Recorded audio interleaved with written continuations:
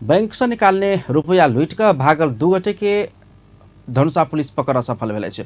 पकड़ायल में धनुषा लक्ष्मीनिया गाउँपालिका ward number 6 निकाल निवासी भरोसी कहेवाला रामनरेश यादव आ सरोज दास रहल प्रहरी जनौलक छै।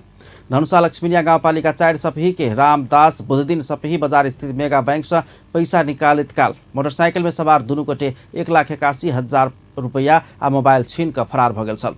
घटना के सूचना भेटला के बाद खटल प्रहरी टोली अनुसंधान के क्रम में लूटल गेल रकम सहित दुनू गोटे के पकड़ में सफल भेल। जिला प्रहरी कार्यालय धनुषा प्रहरी उपरीक्षक बसंत रजौरे पत्रकार सम्मेलन के आयोजना का जानकारी दिलक।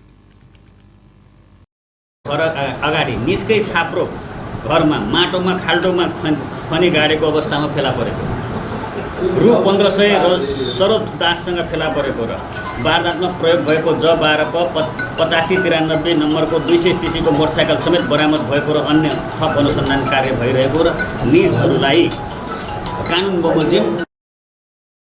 पकड़ायल भरोसी कहेवाला रामनरेश यादव के घर समीप जमीन में गाड़ल अवस्था में 1,75,000 आ सरोज दास के संग 1,500 रकम बरामद भेल प्रहरी के कथन है।